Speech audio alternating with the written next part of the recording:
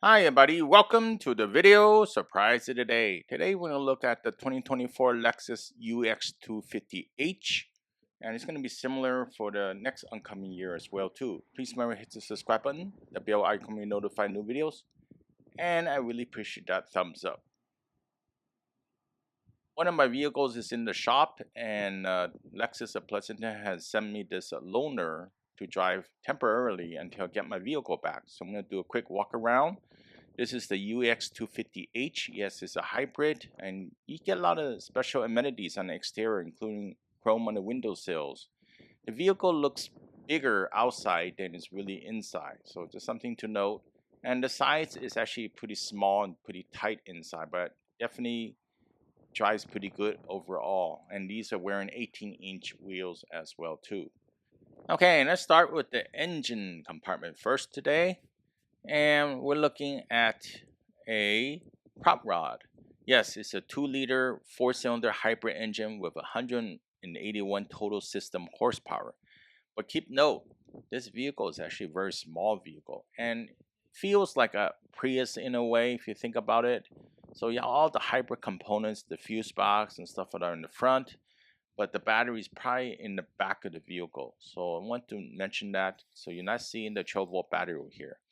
So MPG is 43 in the city, 41 on the highway, and 42 combined. So it's pretty good on the MPG. Kind of like remember the CT200 and all those other models. Well, this one's kind of like the UX replaced it. So small packaging gets you from point A to point B, and saves you fuel, and it drives pretty nice overall. In fact, so I'm really impressed with that. So it doesn't have all the luxury features that you expect in a luxury vehicle. So it has this hood blanket over here, and the benefit of having this is actually keeps the noise out of the passenger compartment. So the driver, passenger, and stuff like that, you don't hear that much. You got the fluid for the wiper on the left over there. You got the filters on the right. You can see that everything is pretty much accessible, but very small in size. Let's start out with the front driver side. Of course, we notice the lumbar support, front and back, up and down. And seats actually are new Lux, which is invitation leather and very low maintenance, and it feels pretty comfortable. A lot of cushion, so keep that in mind. Nice material on the dash in particular. You got the odometer trip settings over here, and you also have the different controls on the left, and on the right you got the drive modes: more, normal, and eco.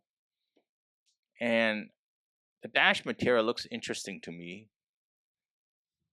All right, so I'm gonna power it on over here. Hit the power button, foot on the brake, and you got the climate control system, and the Lexus chimes in. Interesting enough, you will notice that this one still has the dash, all the readings for the temperature, the fuel, the speedometer, miles, even the infotainment here. Pretty small screen overall, and the buttons are very similar to the higher end models. So basically, the user interface is similar. So there's no learning curve switching between vehicles. That's great. Glove compartment box is a little small, but you can fit some stuff in there. Front passenger seat has similar seating material, so colors match well. And this one also has the moonroof or sunroof, and you can open, close, and SOS. Let's do the sun visor test. 3, 2, 1. Score is a 7 out of 10.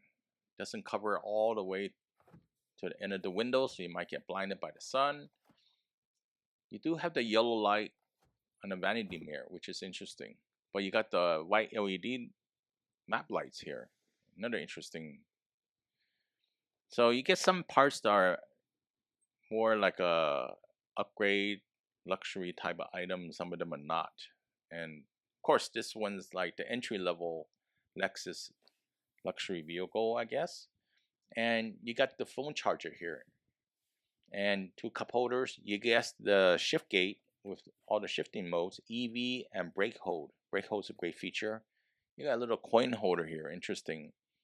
And on this armrest area, you do have a USB and some space, not a whole lot of space. but pretty much usable. Let's take a look at the front passenger here.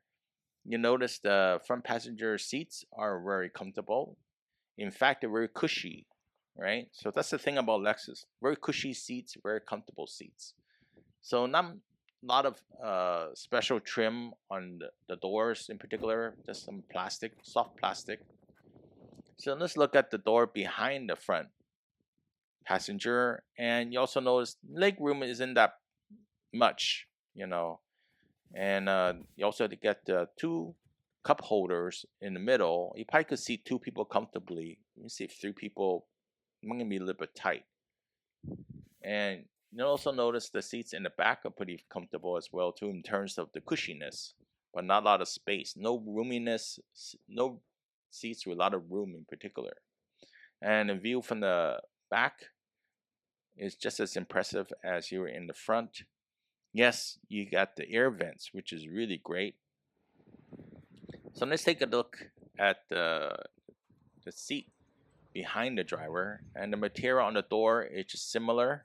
Interesting enough, you notice that the door handles are the chrome. It's not those push button ones. I guess Lexus hasn't got around to redesigning them to do the latch system on this particular vehicle. But it's definitely a great. And let's take a look at the seating behind the front driver. And you notice that it has a dome light and it has the door handles that are chrome as well. Nothing too special overall. And you're going to see in the back over here in this particular vehicle. So one thing to note, the lift gate does have a problem in this vehicle. And I don't know why is that the case. Maybe the struts are worn out. But the space in the back is 17.2 cubic feet behind the second row. I don't have numbers for the seats down, but they're very easy to put down as well. There's a latch on the seat, behind the seat. I'm going to reach for it. Before I do that, I'm going to show you here because there's no spare tire, a little compartment here as well too. So just nice area to stash your items. So let's bring down the seats. So it's a 60-40 split folding seats. Okay, so 640 split folding seats. I'll do the 40 first and do the 60. This one's not going to go all the way down because the passenger seat is a little bit more to the back than the driver's seat. So there you have it. You know, quite a bit of space still, not super amount of space, and you're supposed to hit the lift gate button to bring it down, the lift gate, which is not working today, but you still manually bring it down. Driving impressions. I'll let you listen to that. There's not a lot of noise. Actually, it's pretty good for its size. I'm very impressed with the driving dynamics. It's very comfortable. The seats, steering wheel easy to position, and there is, some road noise, but very minimal. Installation is really good in this particular vehicle, and that's my driving impression. So, who's this vehicle really supposed to be for, right?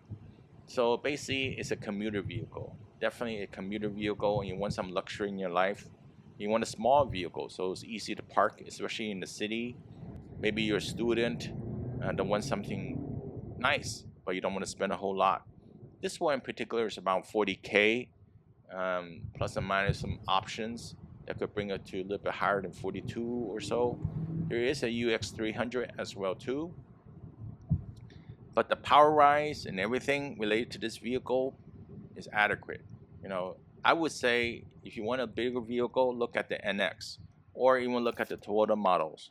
So a little extra over here, I want to flow in the tire part as well too. These are wearing Bridgestone Turanza 225/50R 18s. Yes, they're run flat tires and they're a little bit hard to find and basically pretty costly as well too for run flat tires. I prefer conventional tires. So if you want conventional tires, you probably could change it out, but there's no room to put a spare tire. So that's something to note. All right, will you buy this vehicle? If I were shopping around, I would say probably want to either you're going to upgrade to the NX, which is the next level higher and probably an SUV, or go for a sedan. So this was more like in between an SUV and sedan. And if you want something at a better deal, maybe you want to look at the Toyota, like the Prius and stuff like that. You're probably going to get a better deal in terms of the pricing. but it does look pretty good overall. There are a lot of chrome touches throughout the vehicle, and exterior-wise, it looks pretty nice, but the interior is kind of tight, in my opinion. So if you're shopping for a vehicle like this and want to save money, maybe you want to go higher market or lower market. Hopefully this video helps you out. I really appreciate a thumbs up, comment to share, please leave it below. Please subscribe, and I see you next time. Have a good one. Bye.